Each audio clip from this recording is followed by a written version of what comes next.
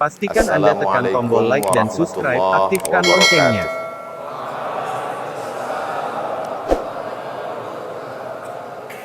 Alhamdulillah, wassalatu wassalamu ala rasulillah Sayyidina wa maulana Muhammad ibn Abdillah wa ala alihi wa sahbihi wa man tabi'ahu wa mawalah.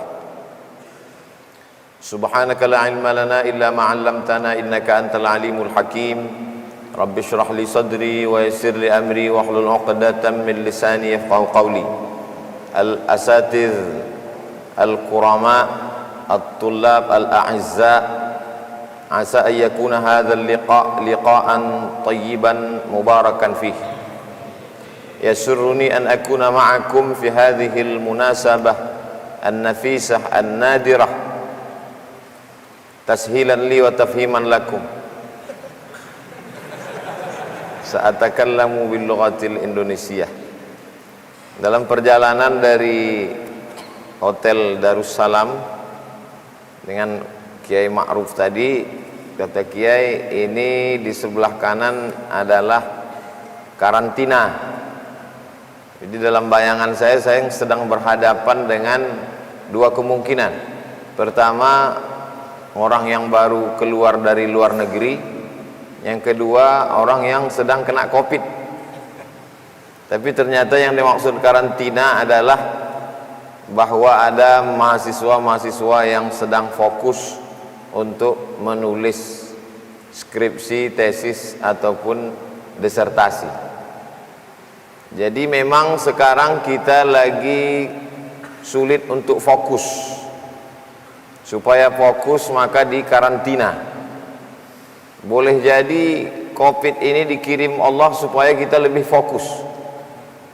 Kata Imam Ibnu Qayyim Al-Jauziyah, di antara sebab mengapa Allah Ta'ala mengirim musibah, supaya manusia itu merendahkan diri kepada Allah, supaya dia lebih fokus.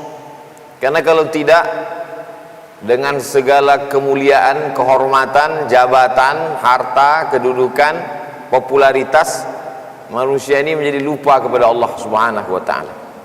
Jadi supaya dia lebih khusyuk sholatnya, supaya lebih lama sujudnya, supaya lebih fokus pikirannya, itulah mengapa Allah Subhanahu wa ta'ala menguji. Begitu juga dengan pelajar, dibuat dia ujian supaya lebih fokus. Bil imtihani, dengan ujian, yukramul mar'u au yuhanu, dia akan mulia atau dihinakan. Sehingga manusia ini ketika dia berada dalam dua posisi pilihan, kira-kira dimuliakan atau dihinakan, biasanya dia lebih fokus. Kalau tidak, dia akan merasa sesuatu itu biasa-biasa saja. Maka dibuat sesuatu membuat dia menjadi luar biasa. Saya sedang berada di tengah mahasiswa, di tengah orang-orang yang memang dibuat Allah Subhanahu wa ta'ala fokus menulis skripsi, menulis tesis, menulis disertasi. Tapi dalam Islam, pendidikan itu tidak dibatasi oleh usia dan jenjang tingkatan. Maka dalam Islam tidak ada batasan S1 22 tahun, S2 24, S3 27, tidak ada. Dalam Islam diajarkan utlubil ilma minal mahdi ilal lahdi, bukan hadis Nabi. Utlubil ilma minal mahdi ilal lahdi adalah kata-kata hikmah, bisa ditemukan dalam tafsir An-Naisaburi. Jadi kalau ada orang mengatakan qala Rasulullah sallallahu alaihi wasallam utlubil ilma minal mahdi ilal lahdi, berarti dia sudah booking satu tempat. Man kadzdzaba alayya muta'ammidan falyatabawwa maq'adahu minan nar. Walaupun kata-kata itu baik, tapi kalau tidak dari Nabi sallallahu alaihi wasallam, maka sesungguhnya falyatabawwa, siapkanlah maq'adahu minan nar. Begitulah pentingnya setelah manusia ini fokus, lalu dia mengerti apa yang dia bicarakan. Apakah yang dia bicarakan itu ayat Al-Quran, hadis Nabi, atau kata-kata hikmah, atau kaedah fikih atau usul fikih, supaya dia mengerti jangan sampai semua yang baik dia nisbatkan ke Nabi sallallahu alaihi wasallam. Karena tidak semua kata-kata baik dengan niat yang baik dinisbatkan kepada orang yang baik lalu kemudian dia menjadi suatu kebaikan. Karena ada kode etiknya, ada kaedahnya. Dengan kaedah itulah manusia bisa dibedakan mana orang yang sekedar berniat baik, mana orang yang benar-benar baik. Karena kalau hanya sekedar berniat baik, maka hadis al-bazinjan syifa'un min kulli da', sesungguhnya motivasinya baik. Pertama, niat orang itu supaya pedagang terung jualannya laku, itu kan baik. Lalu kemudian orang makan sayur-sayuran, baik. Tapi ketika itu dinisbatkan ke Nabi sallallahu alaihi wasallam, maka sesungguhnya perbuatan itu adalah perbuatan kepalsuan, bohong, dusta. Maka dibuatlah satu kaedah. Dengan kaedah itu orang bisa membedakan, oh ini tidak ada dasarnya. Jadi kalau ulama hadis mengatakan la aslalahu, berarti kata la aslalahu la sanadalahu, tidak ada sanadnya. Kalau tidak ada sanadnya berarti tidak hadis. Karena syarat dia menjadi hadis mesti bersanad. Kalau tidak bersanad maka sesungguhnya dia bukan hadis. Jadi ketika kita menemukan ini dari Imam Bukhari, Muhammad bin Ismail bin Ibrahim bin Al-Mughirah bin Bardizbah Al-Bukhari, tidak mungkin dia ketemu dengan Nabi sallallahu alaihi wasallam. Maka Bukhari menemukan itu dari Abdullah bin Maslamah. Abdullah bin Maslamah mengambilnya dari Malik bin Anas. Malik bin Anas mengambil itu dari Abu Zinad. Abu Zinad mengambil riwayat itu dari Al-A'raj. Al-A'raj mengambil riwayat itu dari Abu Hurairah. Abu Hurairah mengambil riwayat itu dari Nabi Muhammad sallallahu alaihi wasallam. Lagi-lagi orang mesti fokus, mesti ada apa yang disebut dengan spesialisasi. Jadi sebenarnya yang punya kekhususan atau disebut dengan takhassus, spesialisasi dalam Islam, awal-awal kehidupan dunia ilmiah itu adalah Islam. Tapi orang mungkin akan mengatakan, nah ini apologi saja, ini pembelaan terhadap diri sendiri. Mana buktinya bahwa Islam itu punya spesialisasi? Dalam Islam tidak ada orang ini tahu segala sesuatu, pasti dia punya kelebihan di satu bidang. Misalnya Imam Muhammad bin Idris Asy-Syafi'i meninggal tahun 204. Dia lebih populer dalam bidang fikih. Lalu kemudian Imam Abdul Hasan Al-Asy'ari, dia lebih populer dalam bidang akidah. Sedangkan Imam Junaid Al-Baghdadi, Imam Abu Hamid Al-Ghazali, Imam Al-Qushairi, maka mereka lebih fokus dalam bidang akhlak, dalam bidang tazkiyatun nafs. Walaupun secara umum mereka ahli.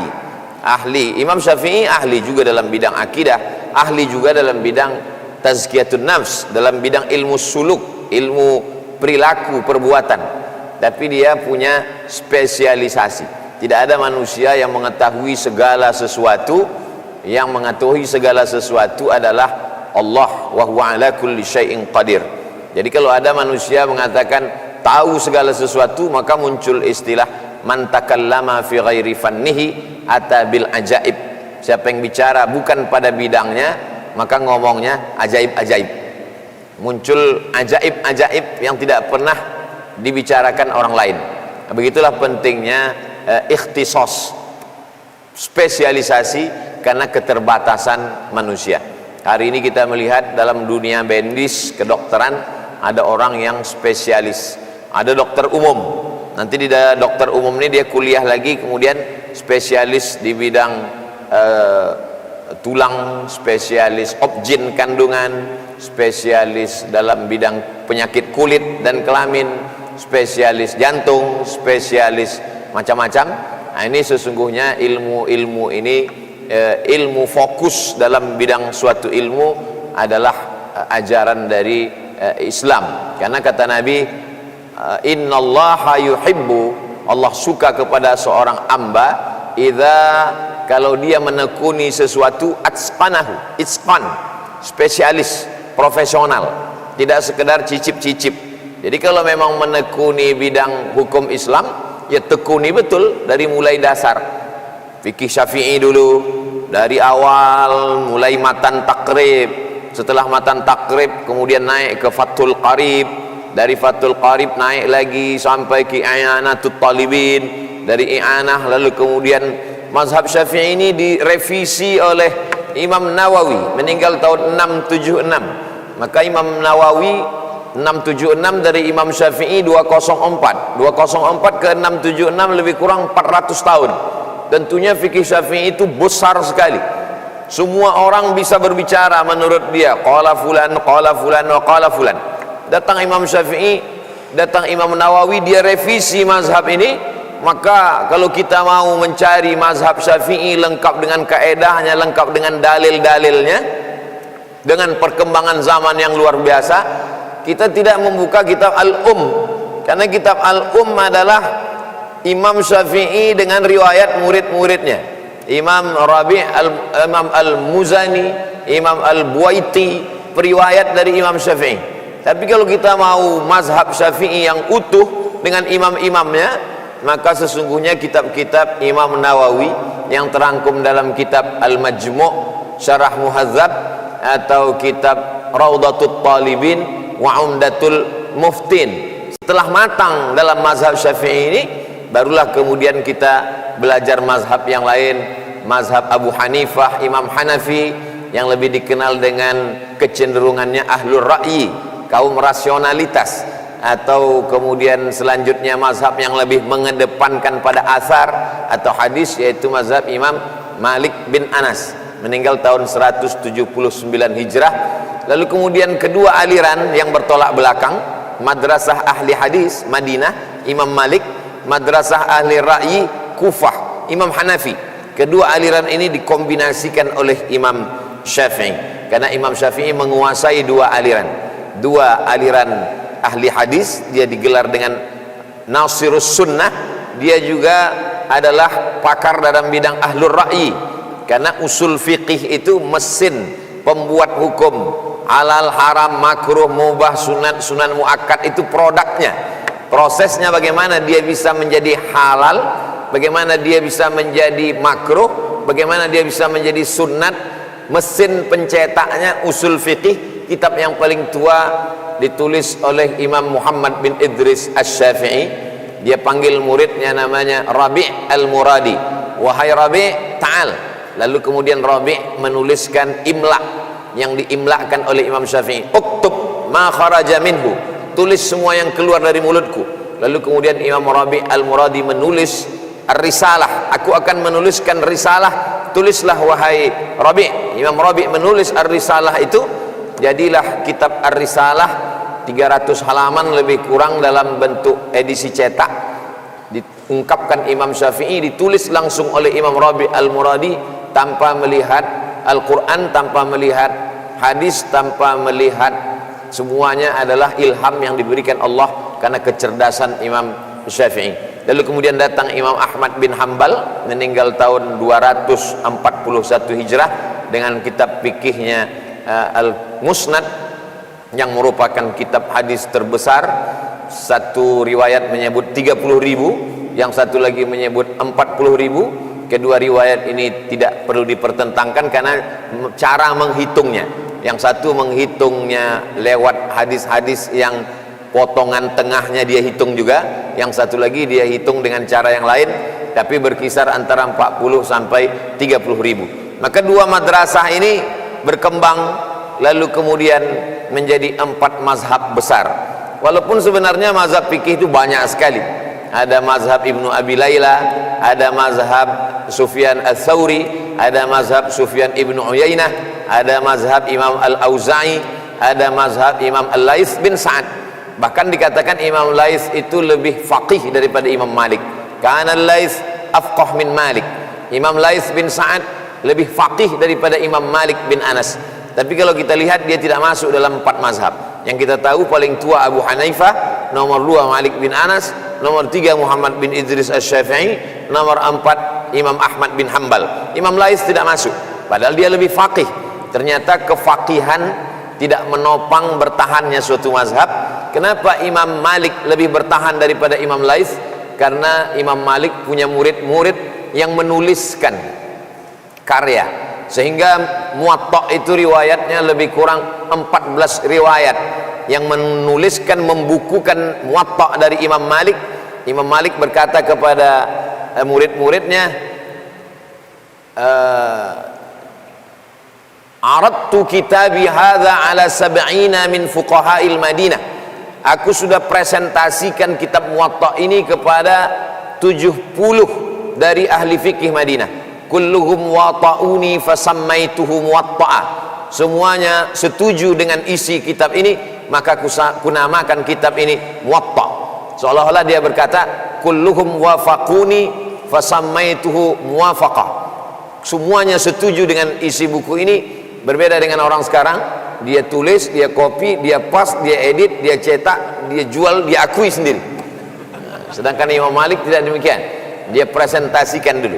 Man kataba, man allafa kitaban faqad arada aqlahu 'alan nas. Siapa yang menulis suatu buku, siapa yang mempresentasikan isi kepalanya, sesungguhnya dia sedang memperlihatkan isi kepalanya. Man allafa kitaban faqad arada aqlahu 'alan nas. Siapa yang menulis buku, dia sedang mempresentasikan isi kepalanya. Jadi kalau ada seorang yang berilmu tapi tidak pernah dikritik orang karena tidak pernah mempresentasikan isi kepalanya, sama dengan orang yang mengatakan saya tidak pernah salah tajwid dalam membaca Quran karena memang tidak pernah baca Quran bersuara. Namanya edisi silent. Jadi menulislah supaya orang di masa akan datang tahu bahwa kau pernah hidup di masa lalu. Berapa banyak orang yang kita tidak kenal kuburnya, tapi kita kenal orangnya karena masa lalunya dengan buku-buku yang luar biasa. Dan ini memerlukan fokus yang tingkat tinggi. Kemudian kalau kita lihat Imam Nawawi misalnya, Imam Nawawi dimasukkan dalam satu buku yang ditulis Syekh Abdul Fattah Abu Ghuddah. Syekh Abdul Fattah Abu Ghuddah menulis kitab Al-Ulama Al-Uzzab Alladzina Atharul Ilma Ala Zawaj. Al-Ulama Al-Uzzab, ulama-ulama yang tidak menikah, Alladzina Atharul Ilma Ala Zawaj, lebih mengedepankan ilmu daripada menikah. Buku ini bagus dibaca jomblo untuk menambah semangat. Lalu kemudian masuk Imam Nawawi di dalam. Karena Imam Nawawi itu kalau dihitung jumlah lembaran karyanya dengan umurnya tidak sesuai. Ternyata kata Syekh Ali Jum'ah, Mufti Al-Azhar Al-Asbaq, kata beliau, Imam Nawawi itu menulis, ketika dia menulis, tentu menulisnya tidak seperti sekarang dengan segala keterbatasan. Ada kertas, lalu kemudian dengan pena seperti bulu ayam, karena dia pakai dawat, pakai tinta. Dawat, bukan dawet. Nah, ditolehkan lalu ditulis, dicelupkan lalu ditulis. Dan dia ketika mengantuk, tertidur, jatuh keningnya ke tulisan itu, lalu kemudian ketika terjaga dia bangun lagi, lalu dia tulis. Jadi Imam Nawawi itu tidurnya sedikit, sedangkan kita sedikit-sedikit tidur. Jadi jangan heran kalau kualitas tulisannya juga luar biasa. Hari ini kalau ada orang belajar hadis, buku yang kecil sekali, Arba'in, Al-Arba'un An-Nawawiyah, lalu kemudian meningkat di atas Arba'in, sudah hatam Arba'in, sudah. Sekarang baca kitab apa? Kita Riyadhus Shalihin. Riyadhus Shalihin juga Imam Nawawi. Lalu kemudian orang yang suka zikir-zikir, lalu kemudian baca apa? Baca Al-Azkar. Al-Azkar juga punya Imam Nawawi. Lalu kemudian orang yang suka membaca hizib, membaca zikir pagi petang, juga Al-Azkar Al-Hizbun Nawawi. Lalu kemudian ketika orang membaca Sahih Muslim, dia tidak mengerti isi hadis itu, kitab Sahih Muslim juga disyarah oleh Imam An-Nawawi. Dia beri judul kitab Al-Minhaj Syarah Sahih Muslim Ibnil Hajjaj Al-Qushairi An-Naisaburi. Imam Nawawi tidak punya Sahih Muslim. Imam Nawawi tidak punya buku kitab Sahih Muslim di rumahnya, tapi dia bisa mensyarah kitab Sahih Muslim. Itu menunjukkan betul-betul al-ilmu fis sudur la fil laptop. Jadi Allah SWT tahu bahwa manusia akhir zaman ini punya kelemahan ingatan, maka dia dibantu. Sama seperti dulu zaman bapak ibu kita, kali-kali itu mereka hafal, lalu kemudian dikirim Allah satu makhluk bernama kalkulator. Lalu kemudian dengan keterbatasan manusia lagi, maka dikirim Allah. Dulu kita menghafal mahfuzat, al-ilmu sayyidun wal kitabatu qayyid suyudaka bil hibalil wasiqati. Dulu begitu ditulis. Sekarang dengan kemajuan teknologi, orang tidak lagi menulis karena sudah dikirim Allah satu makhluk namanya Sony wal Panasonic untuk merekam apa yang hari ini orang tinggal rekaman, menulis saja. Setiap muncul suatu teknologi maka akan melemahkan sesuatu. Dulu orang terpaksa untuk menghafal karena tidak ada alat yang merekam, sampai orang itu menghafal suara gurunya, tidak hanya sekedar bunyi Al-Fatihah, tidak hanya sekedar idgham ikhfa gunnah qalqalah, sampai bunyi. Makanya ada azan bersanad. Suara Bilal itu diriwayatkan bersanad sampai ke muridnya karena tidak adanya alat perekam. Maka setiap dilebihkan sesuatu akan berkurang sesuatu. Berlebih alat teknologi komunikasi multimedia, berkurang daya ingat orang karena orang sudah bersandar kepada suatu alat. Bersandar ke pohon kayu akan tumbang. Bersandar kepada makhluk akan binasa. Bersandar kepada flash disk akan kena virus. Maka supaya bersandarnya, al-i'timadnya itu lebih kepada Allah Subhanahu wa ta'ala. Bukan berarti memakai alat mikrofon bersandar kepada kamera itu perbuatan sesuatu yang mazmum, tidak. Saya hanya sekedar bercerita bagaimana proses manusia dari dulu sampai sekarang. Kenapa ada terjadi suatu kelemahan pada ingatan, pada akal, karena ada kelebihan pada suatu teknologi yang lain. Itu mengapa pada zaman Nabi itu hafalan itu kuat sekali, karena sahabat-sahabat itu yang bisa menulis hanya 40 orang. Itulah yang disebut dengan kutabul wahyi. Nabi kalau wahyu turun itu Nabi memanggil tulis. Makanya ketika itu hadis tidak ditulis. Kata Nabi SAW, uktubu anni, tulislah. Faman kataba anni ghairal Qur'an falyamhuh. Siapa yang menulis selain Al-Quran, hapus. Waktu itu tidak boleh menulis selain Al-Quran. Yang boleh ditulis hanya ayat Al-Quran. Selain Al-Quran siapa yang nulis, hapus. Itu untuk menunjukkan Al-Quran tulis, sedangkan selain Al-Quran hadis jangan tulis, supaya jangan terjadi percampuran antara ini ayat, ini hadis, karena dia tidak bisa membedakan redaksi bunyi bahasanya. Tapi ada pula hadis lain mengatakan ketika Abdullah bin Amr bin As datang, ya Rasulullah, apakah aku tulis semua yang keluar dari mulutmu? Kata Nabi SAW, wallahi ya Abdullah, uktub ma kharaja minhu illa haq. Tidak ada yang keluar dari mulutku ini kecuali hak, kecuali kebenaran. Karena Nabi itu wa ma yantiqu anil hawa in huwa illa wahyun yuha. Terjadi kontradiktif.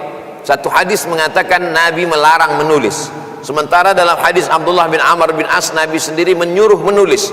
Maka dari perbedaan ini muncul satu kitab. Kitab itu disebut dengan kitab mukhtaliful hadis. Ketika ada hadis yang kontradiktif dengan hadis, mukhtaliful hadis. Ketika ada hadis yang kontradiktif dengan ayat atau kontradiktif dengan akal, maka disebut dengan muskil hadis. Jadi ulama-ulama zaman dulu itu begitu. Kalau dia lihat ada sesuatu yang kontradiktif, lalu dia kaji, muncul ilmu baru. Beda dengan orang sekarang, kalau dia lihat sesuatu ada yang kontradiktif, lalu dia tulis di medsos, muncul isu baru. Nah, jadi memang zaman kita zaman isu. Maka intinya adalah fokus. Bagaimana orang fokus berpikir. Sekarang fokus ini dirusak oleh alat yang begitu banyak. Dulu seingat saya ada salah seorang sahabat, ketika kami sama-sama baru mahasiswa baru di Mesir, ada 50 anak, dia kenalan si anu dari ini, tamat dari pondok ini, fulan takharraja min ma'hadi kadza min madinati kadza, fulan wulida fi sanati kadza fi madinati kadza ta'allama fi ma'hadi kadza wa takharraja sanah kadza. Setelah 50 orang ini kenalan, tiba-tiba dia ditanya sama senior kibar, siapa yang bisa ingat nama si anu, belum pernah ketemu, ingat. Lalu dia sebutkan dari 1 sampai akhir, fulan wulida fi sanati kadza ta'allama fi ma'hadi kadza takharraja sanah kadza min madinati kadza, dari 1 sampai akhir. Kami semuanya ajib, Masya Allah, ini sama seperti Imam Syafi'i zaman dulu. Tahun pertama nilai jayyid jiddan, makbul, jayyid jiddan, tapi kemudian tahun kedua bisa gagal. Kenapa? Karena muncul waktu itu apa yang disebut dengan Yahoo Messenger, warnet. Jadi betapa kecerdasan bisa dirusak oleh alat-alat multimedia. Karena padahal waktu itu yang ada cuman Yahoo Messenger, satu-satunya chatting cuman bisa lewat Yahoo.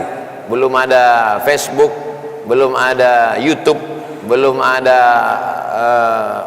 alat-alat yang lebih canggih seperti zaman sekarang. Ini menunjukkan bukan berarti, jangan dibalik apa yang saya sampaikan ini, jangan nanti dibalik ketika prestasi turun. Ini berarti godaan kami lebih besar, jihad kami luar biasa daripada zaman Ustaz. Bukan itu maksudnya, bahwa ini adalah suatu zaman pasti ada. La tasubbud dahra, jangan kamu caci maki zaman, karena sesungguhnya yang salah bukan zaman itu, tapi orang yang mengisi zaman. Itu menunjukkan bahwa orang yang cerdas tanpa punya keseimbangan untuk memanage dengan baik, kecerdasannya akan kalah. Beda orang cerdas dengan orang yang bersungguh-sungguh itu tipis saja. Orang cerdas mendengar sesuatu sekali dia dapat, sedangkan orang yang bersungguh-sungguh mungkin agak 3 kali. Kalau sampai 5 kali nggak juga dapat, itu sungguh kebangetan. Nah, jadi yang satu ini mungkin dia dengar sekali. Biasanya orang yang cerdas, orang yang smart, orang yang mudah menangkap, dia akan menyepelekan suatu ilmu. Setelah dia baca sekali, kecil, habis itu dia sibuk. Sedangkan yang ini dengan segala kesungguhannya, dia baca, dia ulang, dia hafal. Kita pun di pondok selalu menemukan orang-orang model seperti itu. Ada yang sekali baca, habis itu dia tidur, habis itu masuk ujian hilang semua. Ada satu dia baca, dia ulang, dia ulang.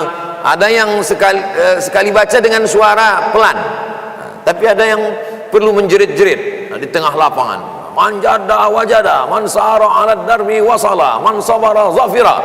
Sudah menjerit pun enggak juga masuk. Itu memang ada berbagai macam kelebihan diberikan Allah Subhanahu wa taala. Kecerdasan, rezeki, wajah, nasib, itu bagiannya sama dengan pembagian pada jari. Ada yang pendek, ada yang tinggi, ada yang rendah, ada yang gemuk, ada yang kecil, tapi ada kesungguhan. Kalau orang yang punya kesungguhan, maka sesungguhnya kesungguhan bisa mengalahkan kecerdasan. Jadi banyak orang yang cerdas tapi tidak diimbangi dengan kesungguhan, tidak fokus, sehingga bisa kemana-mana. Jadi kalau nanti ada yang bertanya, tadi habis asar siapa yang ngomong Ustadz Somad, apa judulnya?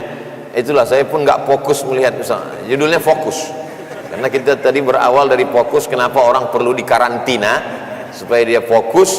Lalu kenapa mesti ada pondok?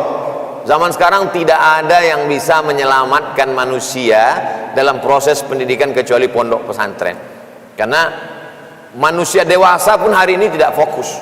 Betapa kita lihat orang dengan kedewasaannya, tapi kalau sudah di tangannya ada alat multimedia, gadget, dia sudah berubah menjadi anak-anak. Jadi sekarang kalau kita bertamu ke rumah orang, tidak ada beda orang dewasa dengan anak-anak ketika megang handphone. Kita tegur sama-sama, enggak peduli dengan orang. Generasi yang disebut dengan silent generation. Jadi kakek, nenek, bapak, ibu, ponakan, cucu duduk bersama di meja makan yang sama, di hadapan makanan yang sama, sama-sama tidak makan dan sama-sama tidak ngobrol. Dia akan ngobrol dengan orang yang nun jauh, satu di Papua, satu di Makassar, satu di Sumatera. Andai orang yang jauh itu dekat dengan dia pun, dia juga tidak akan ngobrol dengan itu, dia akan cari yang jauh lagi. Nah, jadi itu memang sudah sesuatu yang lumrah. Orang menjadi tidak fokus dalam sesuatu. Tapi bukan berarti saya ingin mengajak kita kembali ke zaman batu. lalu kemudian kita mengatakan udahlah, handphone dengan Facebook, Twitter, BBM, WhatsApp, Instagram ini semua merusak, dan ini adalah, lalu kita carikan dalil sebagai pembenaran, ini semuanya bid'ah, wa kullu bid'atin dhalalah wa kullu dhalalatin finnar. Bukan itu yang saya maksudkan. Bagaimana kita cerdas, fokus. Kalaupun kita punya grup-grup WhatsApp, kita jadikanlah grup-grup itu sebagai grup yang membuat kita fokus untuk tulisan kita. Grup usul fiqh, grup tafsir, grup hadis, sehingga kalau ada yang bicara fikih di grup hadis bisa kita keluarkan karena dia sudah tidak fokus lagi. Begitu juga dengan sahabat-sahabat kita di Instagram. Kira-kira apakah sahabat ini membantu kita? Kira-kira postingan-postingan dia di wall itu apakah membuat kita fokus atau justru menghilangkan konsentrasi kita kepada yang lain? Jadi memang zaman berganti, musim berubah, tapi insya Allah manusia-manusia ini akan terus berada. Sekarang orang kalau mau jadi dosen, kalau tidak fokus jurusannya dia tidak akan diterima. Maka mesti ada keselarasan. Jadi kalau dari S1-nya dia sudah ambil tafsir, nanti S2-nya tafsir lagi, S3-nya tafsir. Begitu juga syarat profesor sekarang mesti dilihat. Jadi kalau ada orang S1-nya bahasa Arab, lalu kemudian S2-nya pindah ke hadis, kemudian S3-nya masuk ke filsafat. Pas ditanya, kenapa ente jurusannya zigzag? Supaya saya ingin mengetahui segala sesuatu yang tersembunyi. Oh, tidak begitu. Karena mesti ada keselarasan jurusan-jurusan ini. Itu tujuannya bukan supaya orang, kalaupun dia mau ambil spesialisasi ilmu lain, dia ulang S1 lagi. Kalau misalnya dia sudah ambil S1 filsafat, S2 filsafat, S3 filsafat, nanti kalau dia tertarik ke psikologi, ilmu nafs, dia ambil S1 lagi psikologi, atau dia tertarik hukum, dia ambil S1 lagi SH, lalu kemudian SH, MH, lalu kemudian doktor hukum. Karena memang sudah begitu keilmuan sekarang, supaya dia menulisnya lebih, maka mengeluarkan sesuatu. Jadi kalau ada orang menulis tentang apa yang kau tulis, saya sedang menulis tentang Ponorogo, orang tidak tertarik karena sesuatu yang besar. Ponorogo, orang ingin meneliti sesuatu yang spesialisasi kecil. Apa yang kau tulis? Saya menulis tentang Ponorogo. Di Ponorogo itu ada sebuah lembaga pendidikan namanya Universitas Islam Darussalam. Di Universitas Darussalam itu ada satu namanya fakultas. Di fakultas itu ada mahasiswa, dia tinggal di asrama. Di asrama itu ada kamar. Di kamar itu ada seorang siswa, dan dia berhasil. Saya meneliti tentang seseorang ini di waktu pagi jam 5. Oh, itu sangat sesuatu yang menarik, sesuatu yang baru.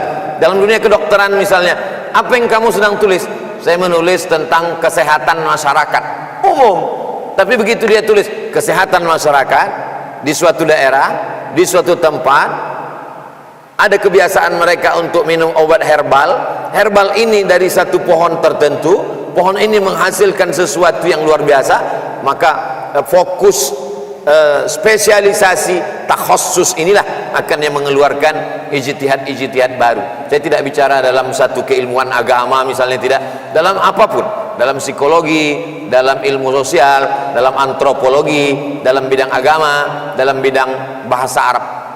Jadi kita pikirkan kita ini spesialisasi kita bidang apa, kita fokus saja di situ sehingga melahirkan sesuatu yang bermanfaat buat umat. Kamu jurusannya apa? Saya jurusan bahasa Arab, Pak Ustadz. Oh, berarti fokus saja di bahasa Arab. Konsentrasi, iya. Sekarang sedang menulis tesis, iya. Apa yang kamu bahas? Tentang huruf waw dalam Al-Quran. Wow. Luar biasa, fokus. Jadi di Maroko termasuk yang menuliskan, kalau misalnya kita di UIN, saya kuliah di UIN, dia Fakultas Usuluddin, lalu kemudian nama jurusannya hadis dan hadis, Fakultas Usuluddin, jurusan hadis. Begitu terus dari zaman dulu. Al-Azhar, Kulliyatu Usuluddin, lalu kemudian Syu'batul Hadis wa Ulumuhu, jurusan hadis. Tapi di Maroko tidak demikian. Fakultas, jurusan, di dalam jurusan itu ada lagi yang lebih spesialis, namanya wahdah. Wahdah lebih kecil lagi, satu unit khusus. Kebetulan nasib saya ketika itu Wahdah ini berubah setiap 2 tahun sekali. Kebetulan waktu itu Darul Hadis, di dalamnya ada Syu'batul Hadis, di dalam Syu'batul Hadis itu ada lagi Wahdah namanya Asanid Al-Muwatta was Sahihain.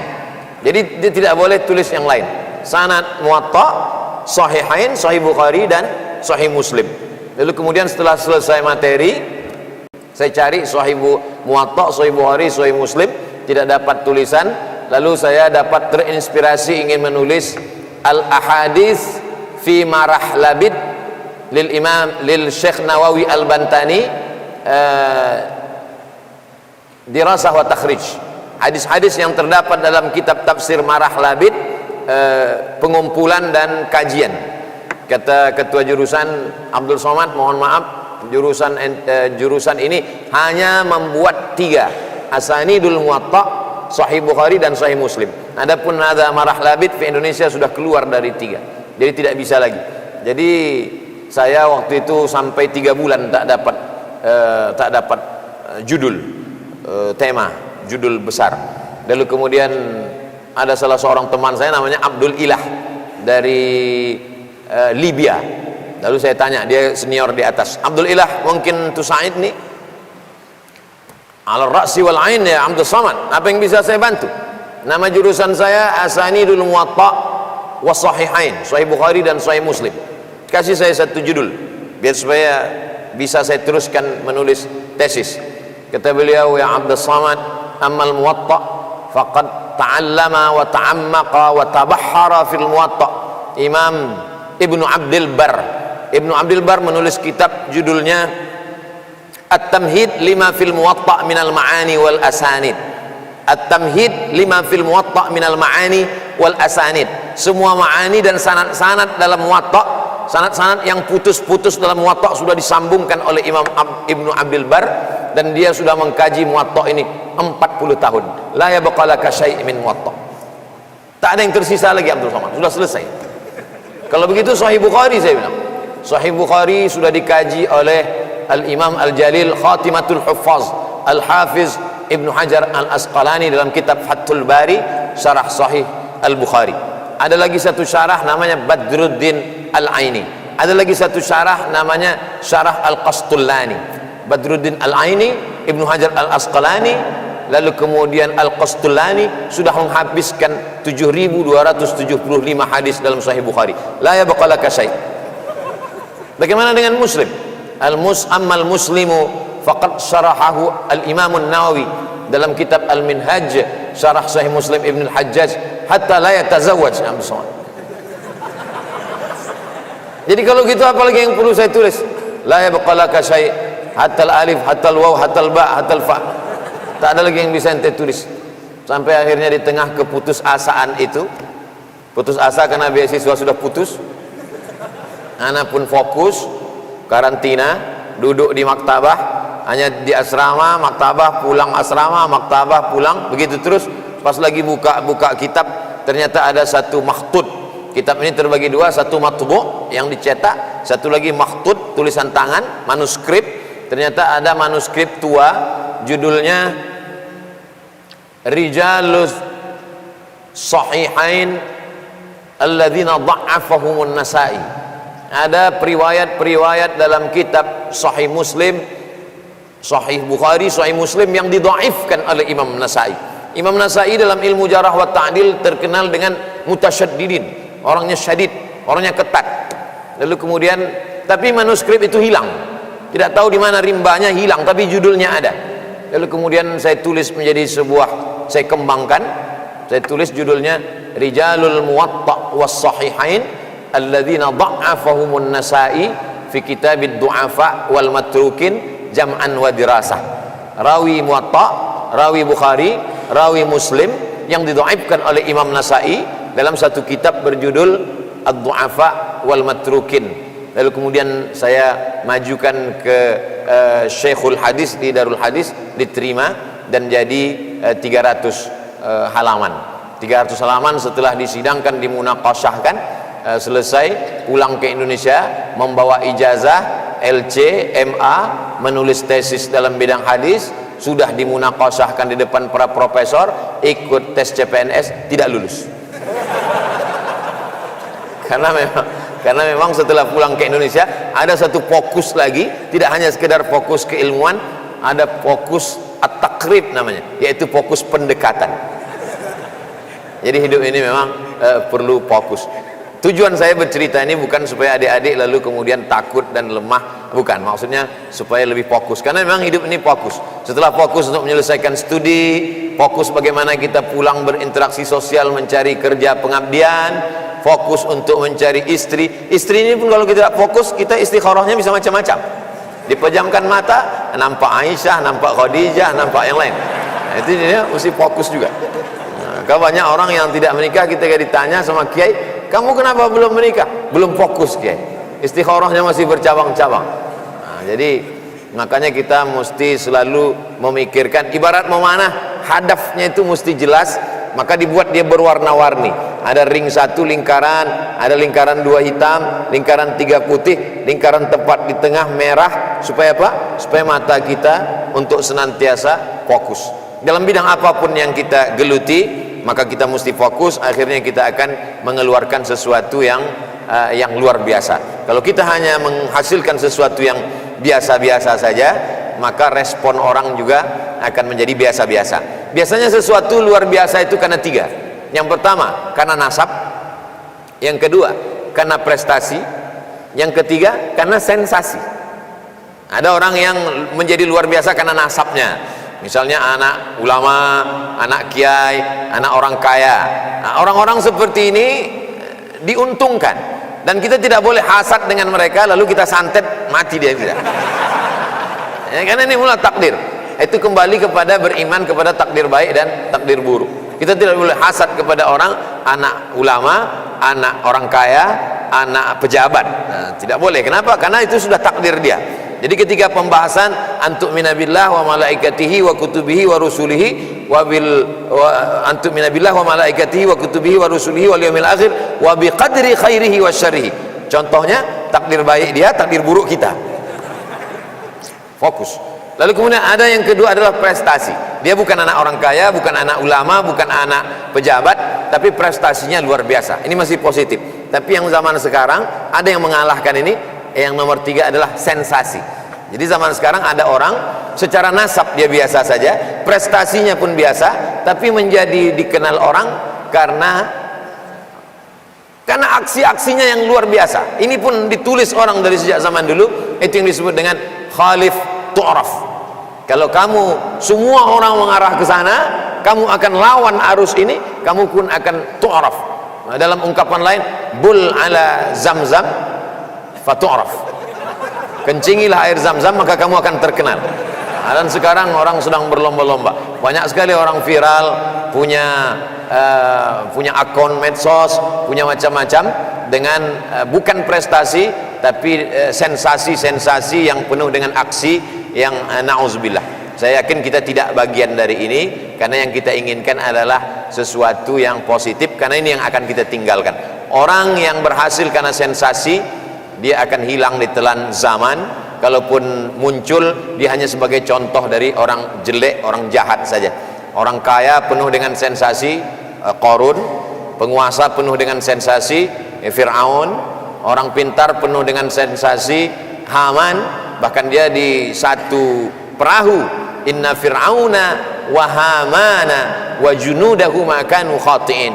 Fir'aun dan Haman dibuat dia dalam satu tempat, sama-sama orang yang keliru dan orang-orang yang salah. Nah, jadi lagi-lagi mari kita tetap fokus pada bidang kita masing-masing.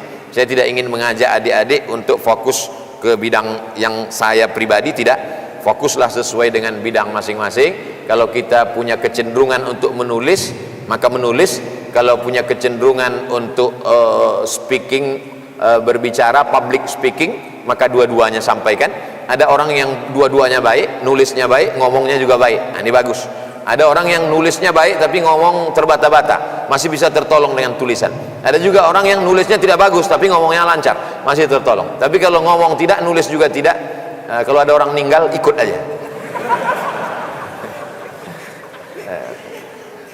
Karena kita akan meninggalkan sesuatu karena komunikasi kita dua, komunikasi bahasa, komunikasi lisan, atau komunikasi tulisan.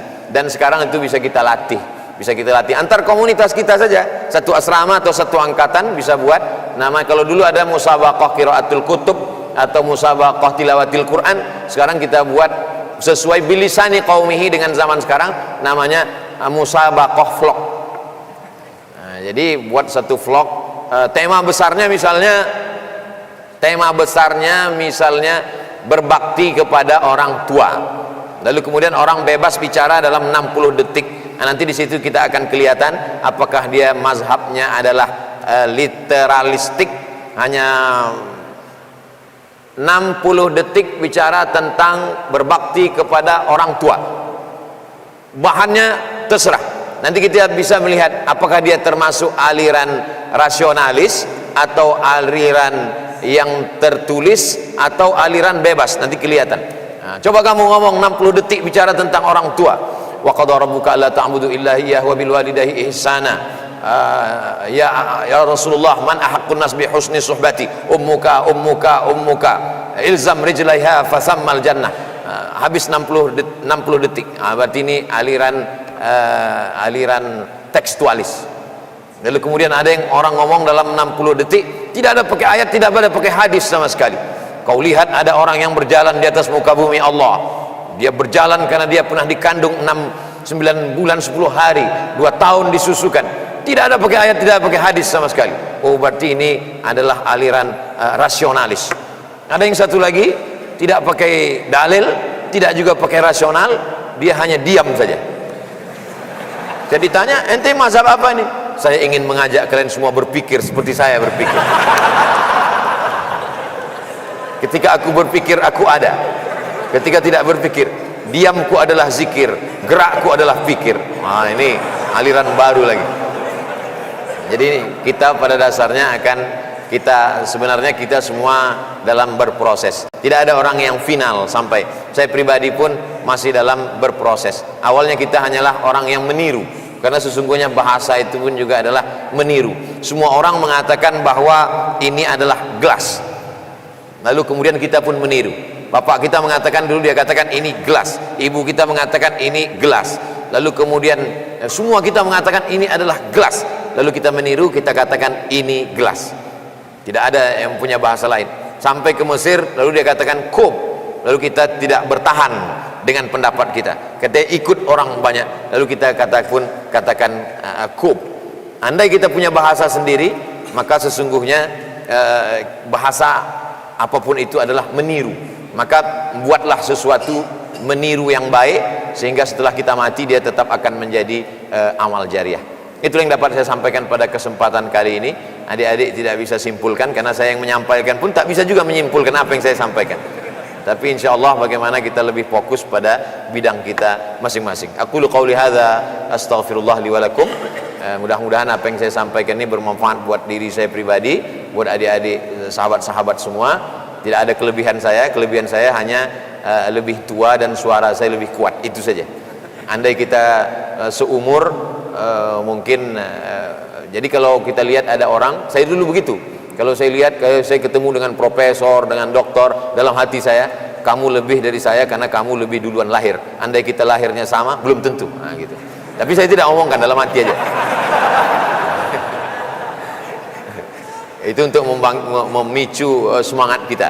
Begitu juga saya kalau pembekalan adik-adik KKN, saya katakan gitu, dalam hati kalian sebelum tampil ke depan, mesti kalian katakan, kepala desa, kapolres, dan ramil, bupati, gubernur, pejabat yang ada di situ, bahwa kalian semuanya diciptakan dari tanah, akan kembali menjadi cacing tanah, kalian adalah hamba Allah sama dengan aku. Tapi dalam hati nggak usah diomongin, supaya untuk membangkitkan semangat. Saya kira itu yang dapat saya sampaikan. Terima kasih. Wassalamualaikum warahmatullahi wabarakatuh.